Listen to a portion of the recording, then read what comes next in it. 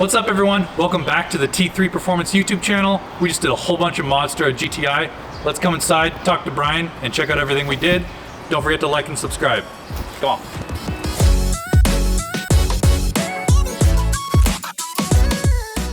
Alright, so we pulled the car into the shop, got it on the hoist, got the OEM wheels off, and then we need to remove the OEM suspension, brand new OEM suspension. The shocks have DCC, which is Volkswagen's adaptive ride. So for now, we just wanted to go with some nice H&R springs. Keeping the OEM struts are great because of the DCC. There's comfort mode and race mode, so you can really adjust it to how you want to drive that day. While Brian is putting the lowering springs in the GTI, I mounted some wheels and tires up.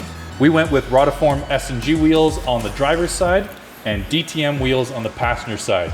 We'd wrap these wheels with Firestone Indy 500 tires, which is a great bang for your buck tire.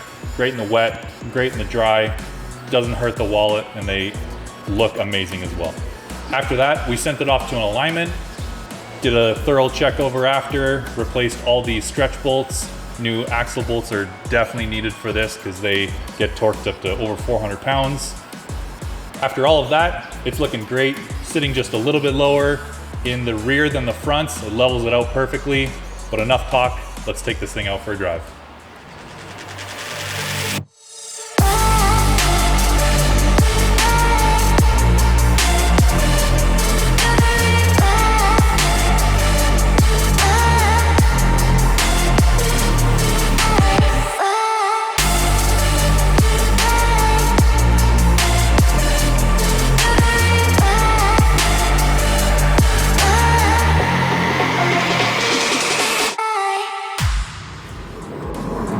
So obviously the new ride height on the GTI looks awesome. It's perfect. I think it lowers like an inch in the front, inch and a bit in the rear from factory. It has a bit of a rake and it just levels it out perfectly. You still maintain all your drivability functions with being able to go from comfort to race mode, click of a button, everything stiffens up when you want it to, and when you're cruising on the highway, you need everything to be super smooth. Throw it in comfort mode, and it's great. These tires are great. They're not super expensive. They look like they wouldn't be great in the rain, but they actually have some great channels in the tread to get rid of rain when you're going pretty quick.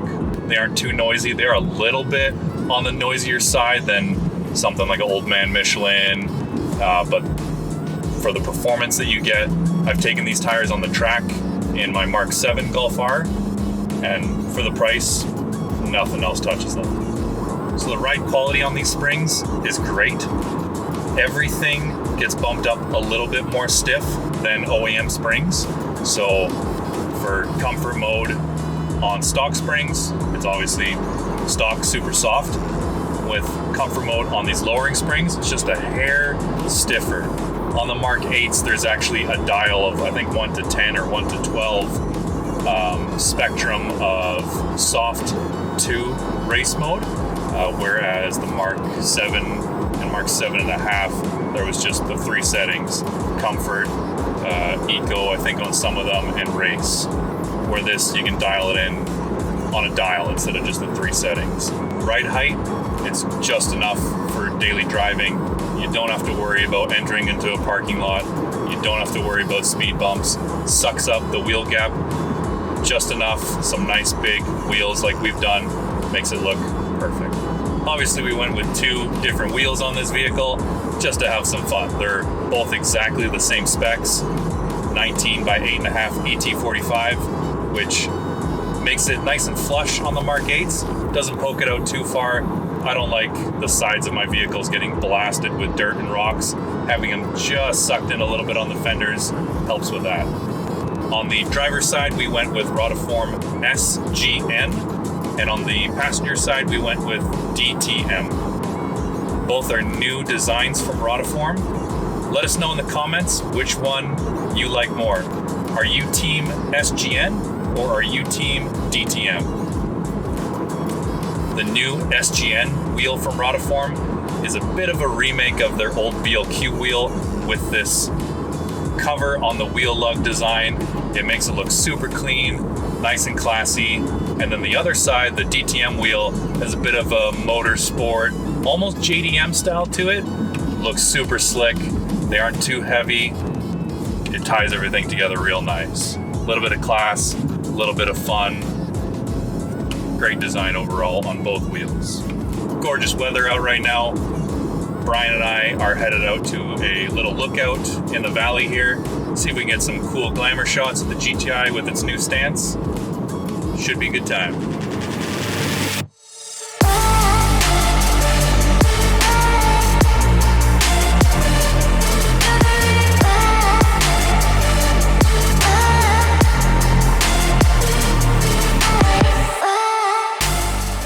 Hey everyone, really hope you enjoyed this video. Thank you so much for watching.